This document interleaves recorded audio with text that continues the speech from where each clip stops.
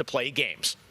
And with that, we're going to move on to our first game with a game that was just announced yesterday, Call of Duty Black Ops Cold War. And joining me is Dan Vondrack from Raven to tell us about the game and give you an exclusive sneak peek.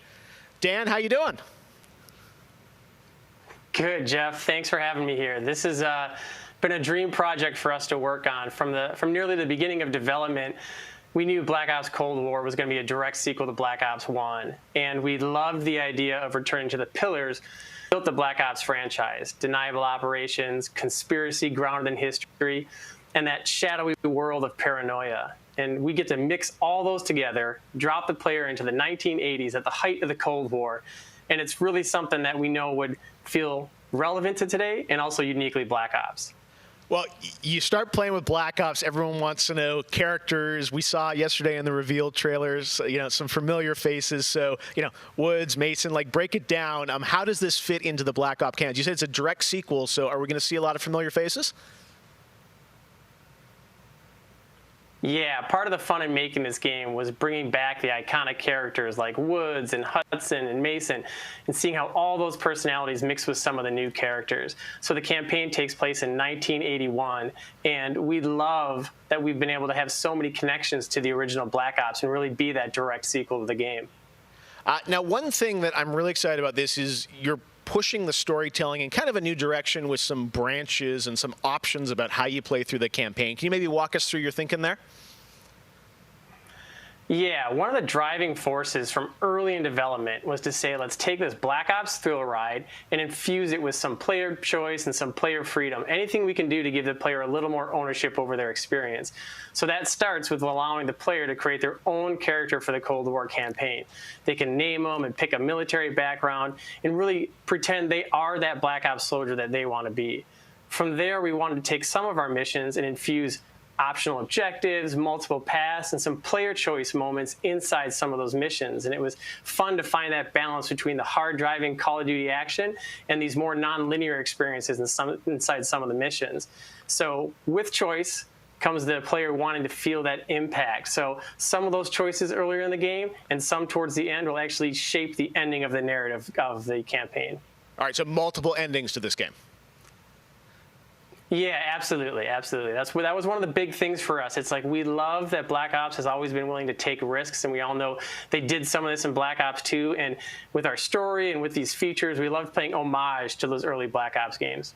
Oh, yeah, I remember the numbers. All right. Well, Dan, we are excited to see more of it. I know multiplayer reveal is coming in September, but since you got a switch there, maybe you could flip the switch on something exclusive for us. Right? What are you going to show us?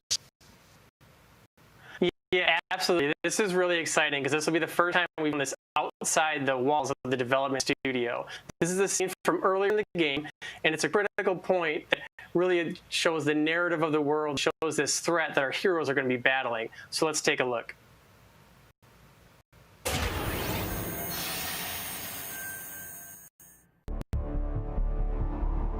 (1943).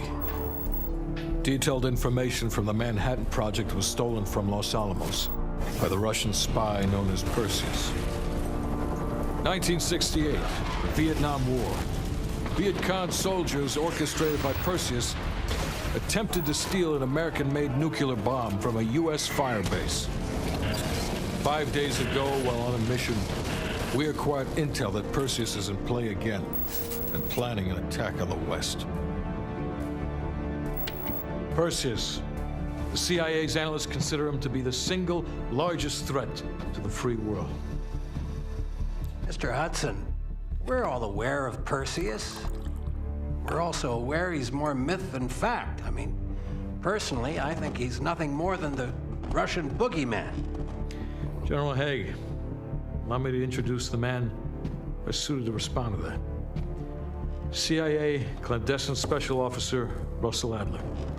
He's one of the few people who even come close to capturing Perseus. Mr. Adler, why should we take this Perseus threat seriously? You don't have to, sir. Yeah, then a lot of innocent people are gonna die. Why do you say that? Sir. Every time Perseus has come into play, it's shifted the balance of the Cold War. After 13 years of silence, if he's active, something big is gonna happen. Something that will affect the free world.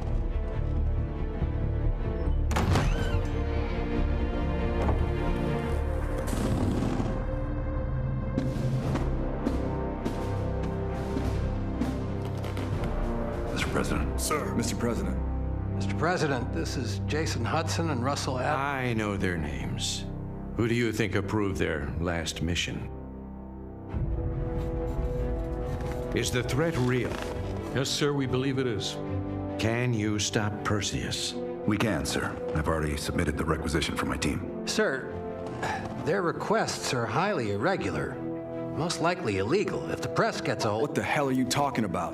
Do you know who we are? Every mission we go on is illegal. Sergeant Woods, plausible deniability is the backbone of our work. Al, we're talking about preventing an attack on the free men and women of the world.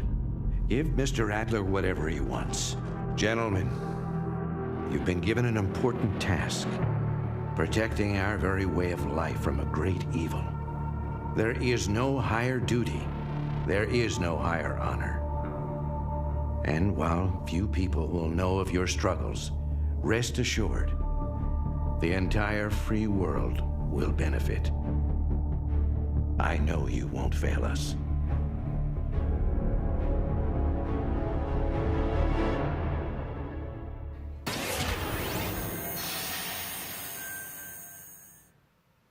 Tonight, we have some new game announcements for you guys as well, including this one, a new next-gen narrative action-adventure game from Reflector Entertainment in Montreal. It's called Unknown 9. The game tells the story of Haruna, a woman raised on